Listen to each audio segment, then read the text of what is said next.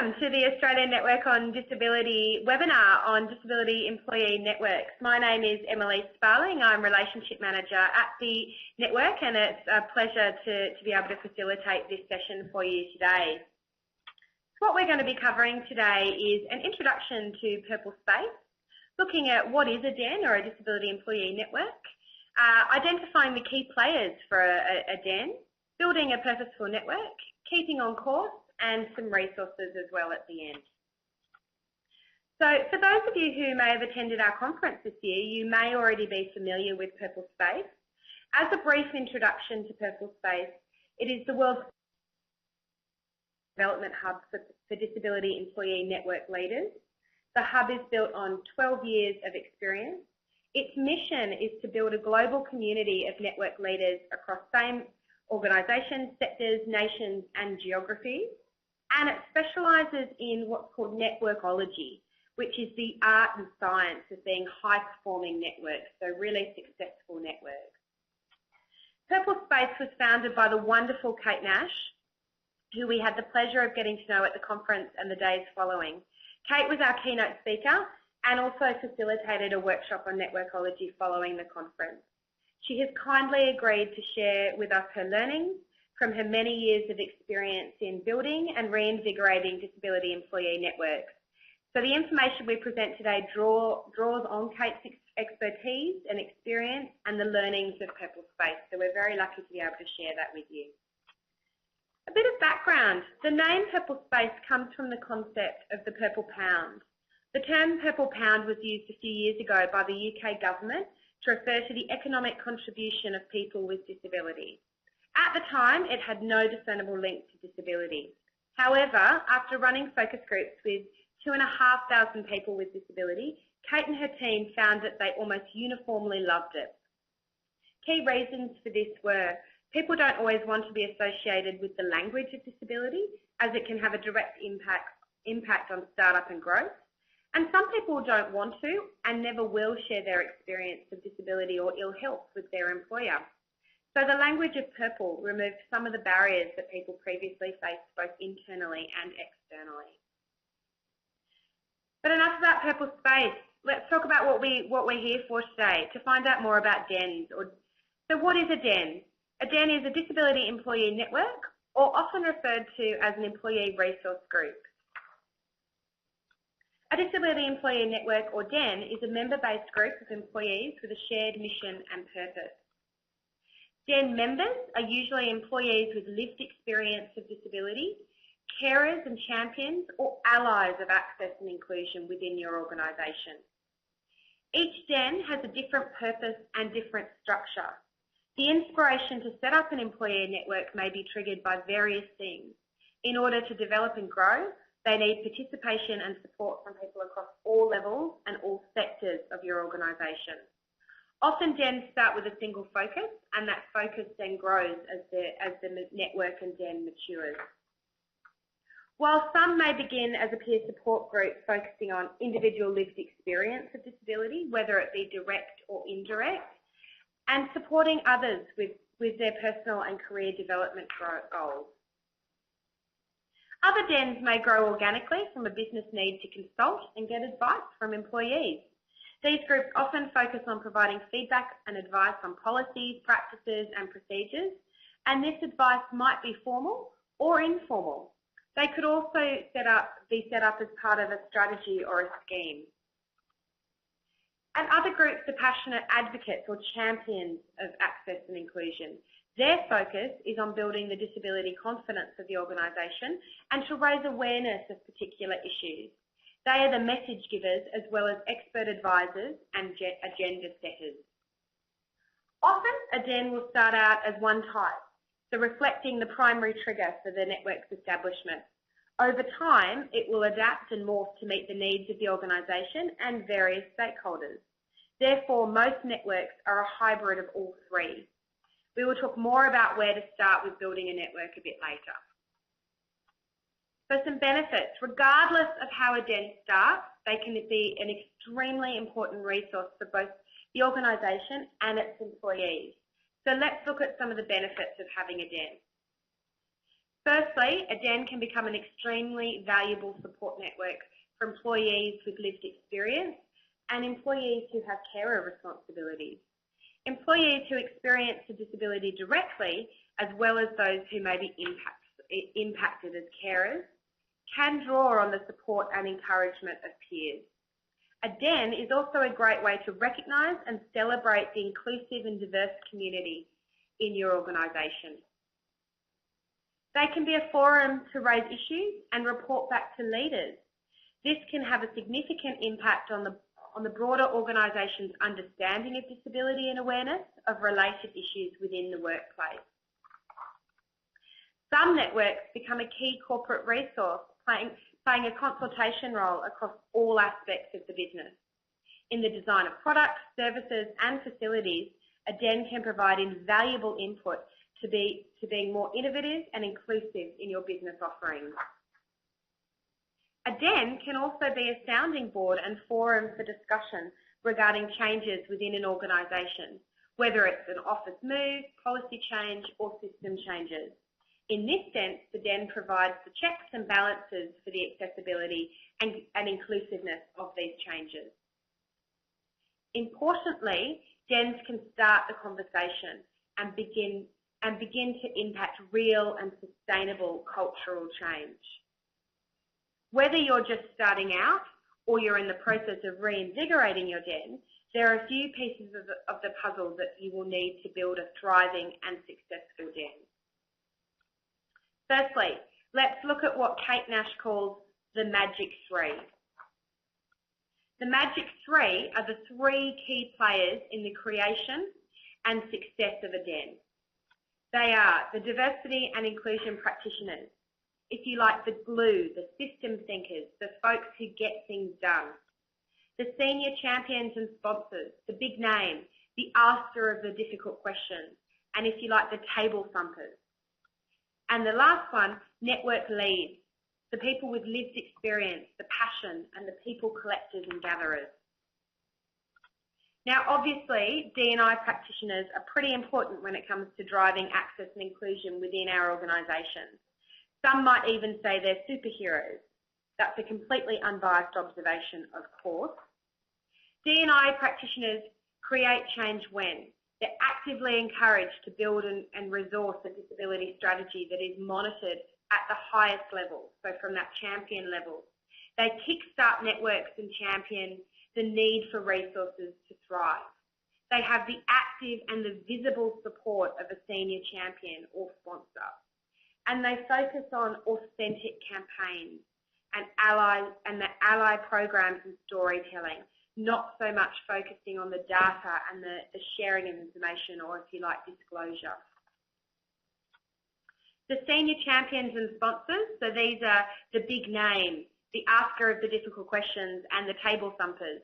They lend their voice and influence. They help us secure resources. They champion disability and accessing and inclusion across our organisations. They're visible and they're active. They challenge other leaders to think differently, and they help to link our network goals to our business goals. Senior champions create change when they show visible support to the network and agenda. They're actively considered an internal customer. They are fed with what happens when, a shopping list of questions. They blog, they pose questions, and they foster a patient impatience to get things done.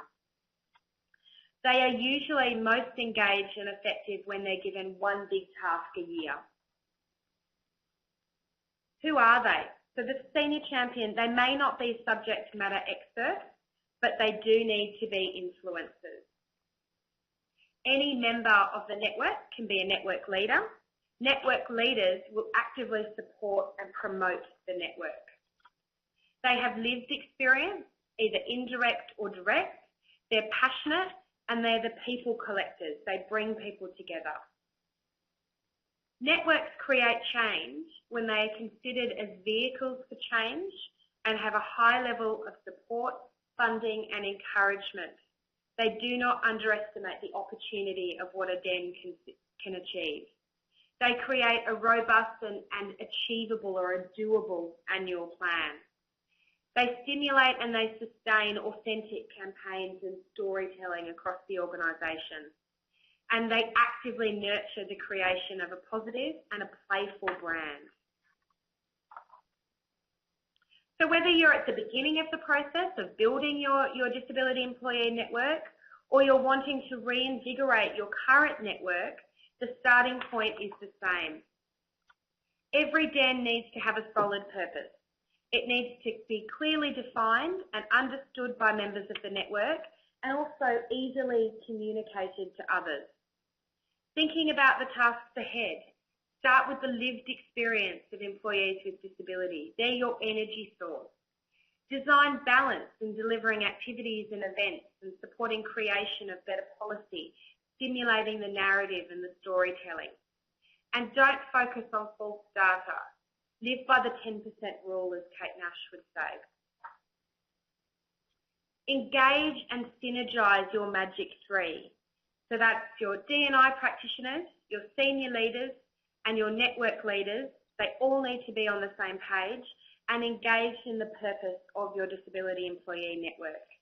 They may come at it from different perspectives and different angles, but they should not be at odds. They should all be on that same page. Create strong relationships with your DNI team and senior champions. Nurture a playful approach to driving change. It's good to have a healthy use of humour. Play to your strengths and utilise the diverse skills and experience of your people to achieve your network's goals. Encourage projects that build individual confidence and resilience, not just the top-of-the-shop policies. And do not do case management. Planning is extremely important. Before the network can start its work, there needs to be a plan. Kate Nash calls this the ultimate action plan. So what does an ultimate action plan include? 1. Establish the business case and the values. This should be clearly stated in the network's terms of reference. 2. Research and engage with other networks. You can leverage the success of other employee networks within your organisation. It should not be a competition, but a mutually beneficial relationship. Develop clear aims and objectives. What will be your focus for the next 12 months? Example actions might be, you might undertake disability awareness training. You might have events or networking opportunities, whether it be for International Day of People with Disability, Mental Health Week, etc. You might support your disability action plan or your access and inclusion plan. It might be regular meetings with your champion or senior sponsor. You might choose to review policies, whether it's for recruitment and selection or workplace adjustment. You might look at premises and undertake a premises review. IT reviews. You might review your internal communications to ensure that you're including people with disability. Alternate recruitment pathways might be explored. And you might run events with other diversity networks.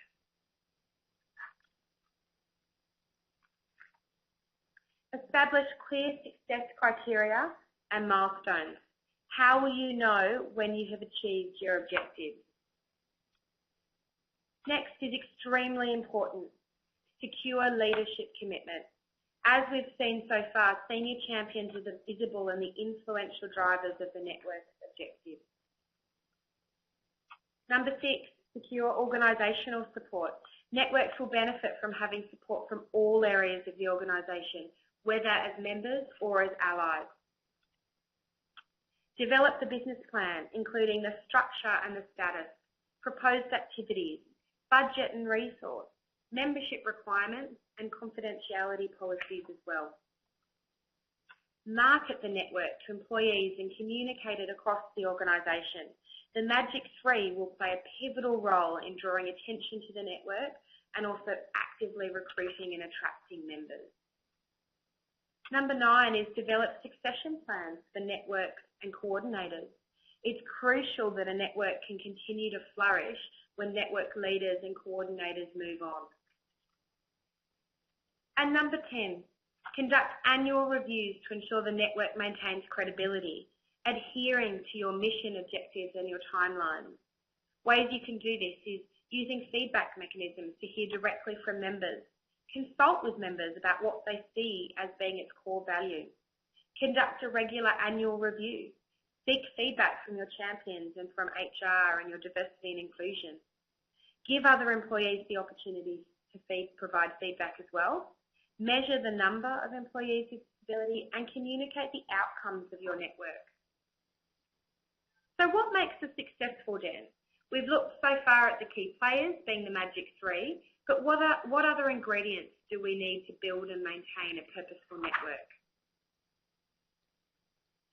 You might fix, if you like, the workplace adjustment process. You might review that or indeed implement one. Often the reason that networks and organisations fall out of love is that there is a problem with the workplace adjustment process or policy. If this is a barrier, this might be your #1 priority. Don't focus too much on data. Don't focus on the absence of data or, if you like, the need for disclosure or sharing of information. Data is never going to be 100% accurate. What can be measured is the membership base, the number of workplace adjustments that are requested, and also employees identifying or sharing information about disability. Create and build an authentic campaign. Invest in your storytellers. Sharing successes within your business, but also personal stories can be very powerful. There are some great examples of where this has been done really well, including the Fujitsu Be Completely You campaign, Shell has the Be Yourself campaign, and Barclays has the This Is Me campaign. If you are one of the magic 3, nurture the desire to collaborate and connect your roles. Building a strong relationship and having regular catch-ups between the magic 3 will ensure that everyone is on the same page and progress is not hindered by communication breakdown. Next is investing in your internal energy source. Networks may need training and or support with branding, communication, strategy.